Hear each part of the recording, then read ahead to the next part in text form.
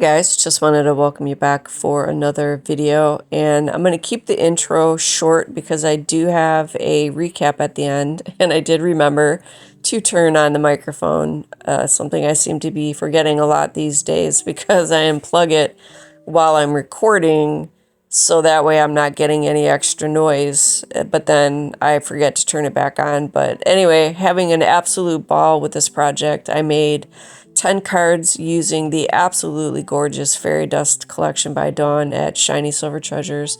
Just a reminder that it is available for purchase. All the links will be down in the description box per usual.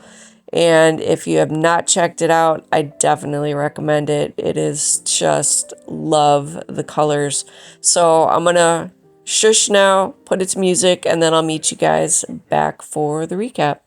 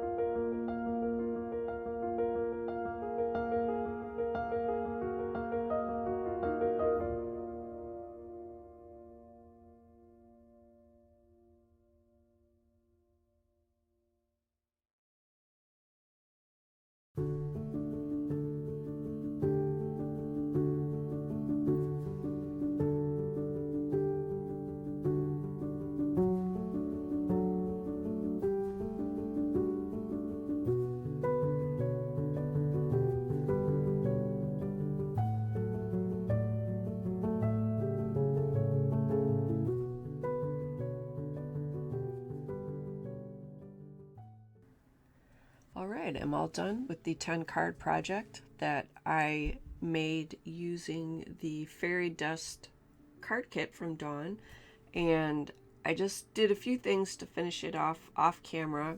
Because I'm using the black cardstock, I went ahead and added a piece of white cardstock panel to the inside so they have room to write their message, or if they want to add anything else in there. For this one, I love this color.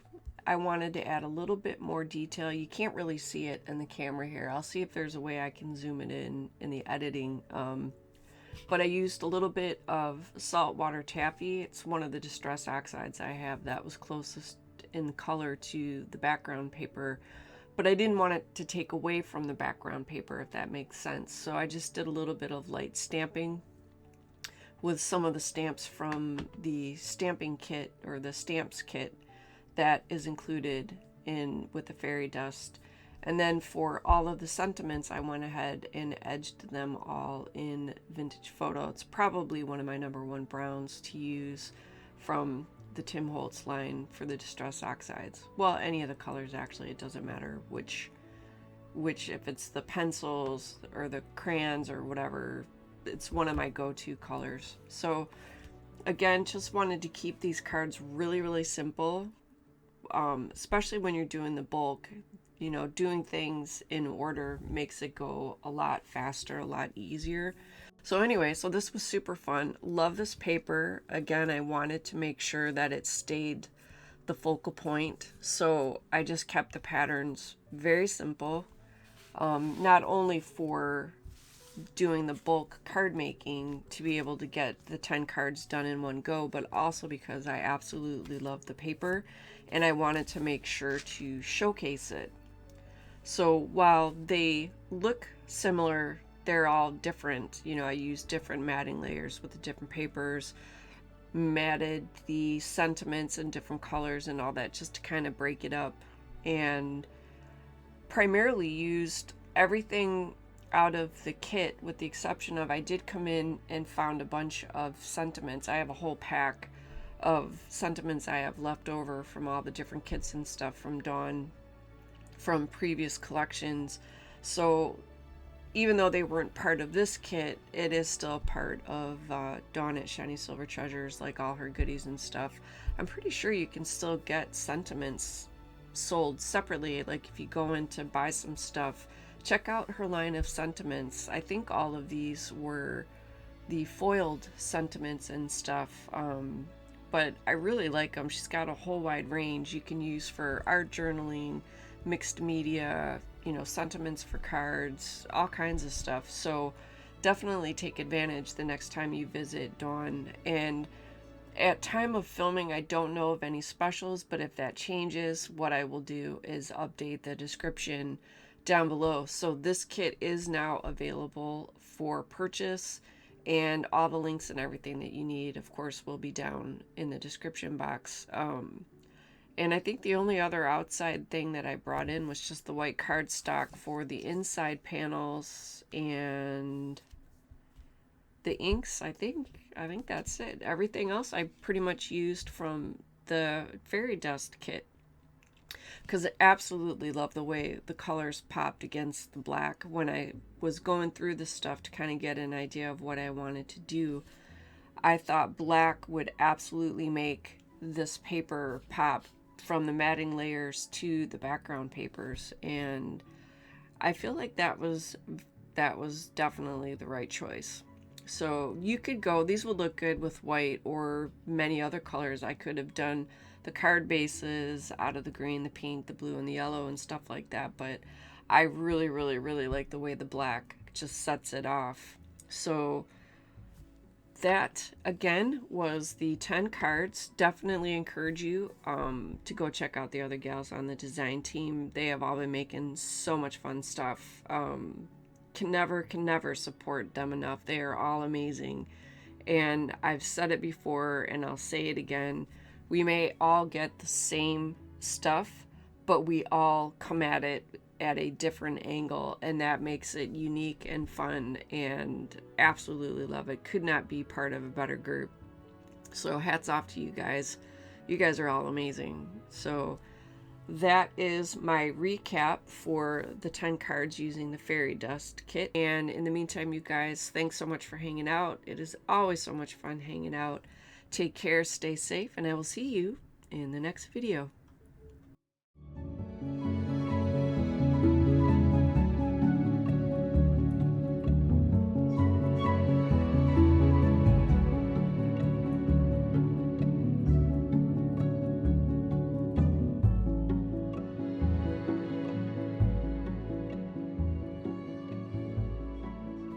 If you're interested in some more content, here's a couple videos you might want to check out, and I will catch up with you in the next one.